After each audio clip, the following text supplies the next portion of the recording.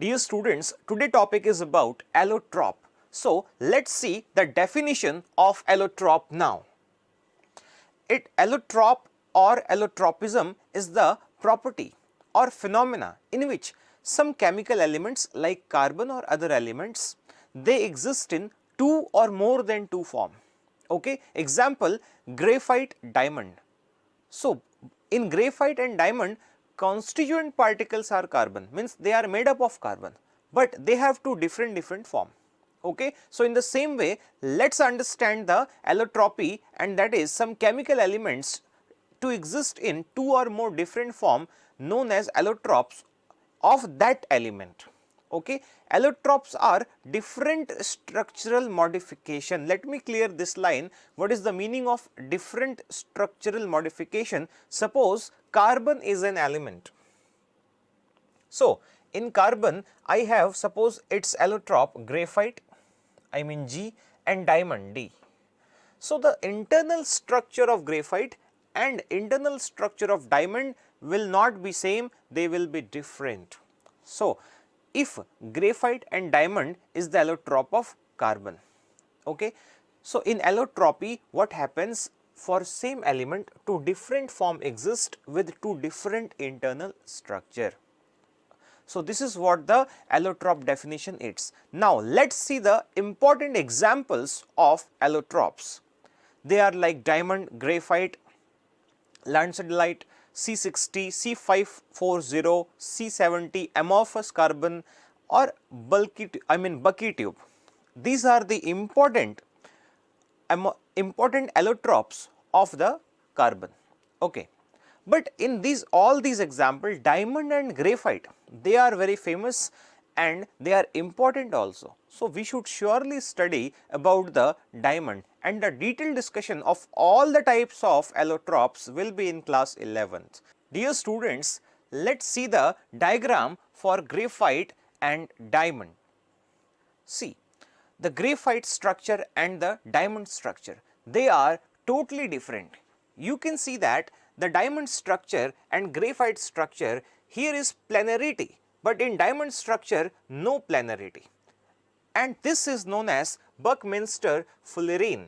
So the detailed discussion of all these things are in the class 11th inorganic chemistry, but yes, we will get small idea of these diamond.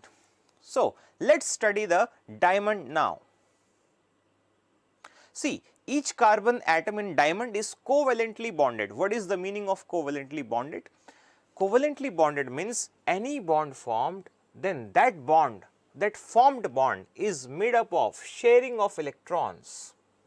As you know, carbon forms covalent bond, so in diamond covalent bond exists. Second thing is used here, 4 other carbons in a tetrahedron. Tetrahedron is the name of a structure, and tetrahedron structure arises when the hybridization is sp3. It means that inside the diamond the hybridization is sp3.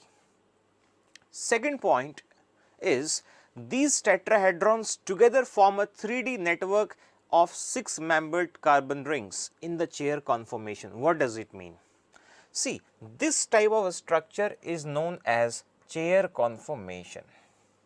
This type of a structure. Okay. In diamond, what happens? So many carbon atoms, they combine together through covalent bond and forms a giant molecule which is very hard and tough.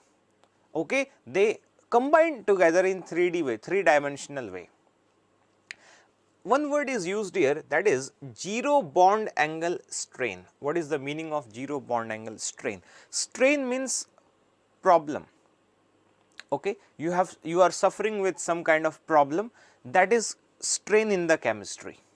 So that problem has separate word in the chemistry which is known as strain. Zero bond angle strain. Zero strain means no problem due to bond angle. See what happens. If I write like this, okay, then here what is the hybridization at this carbon? sp3. Understand the terminology. This carbon hybridization is sp3. So what should be the perfect bond angle? That is 109 degree 28 minute. Correct. But if here hybridization is sp3, bond angle must be this much, but here bond angle is around 120 degree, which is not equal to 109 degree. That is a problem. So, what happens, this structure rearranges itself, and that rearrangement phenomena is known as puckered, P-U-C-K-E-R-E-D, puckered. Okay, and due to this puckered phenomena, this cyclohexane converts into its chair form. And what is the benefit of this conversion? The benefit is cyclohexane attains exactly 109 degree bond angle.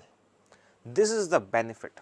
So, dear student, I hope you understood the angle strain or bond strain. Here is the strain. Suppose your eye can open at 120 degree only, I mean 60 degree only, but forcefully I am making it 180 degree.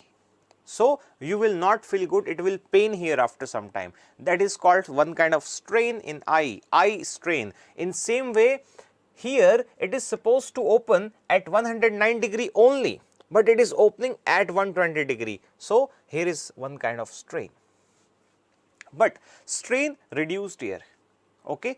Now, the stable network of covalent bonds and hexagonal rings is the reason that diamond is so incredibly strong as a substance. Dear student, as you know, diamond is very strong, very hard substance.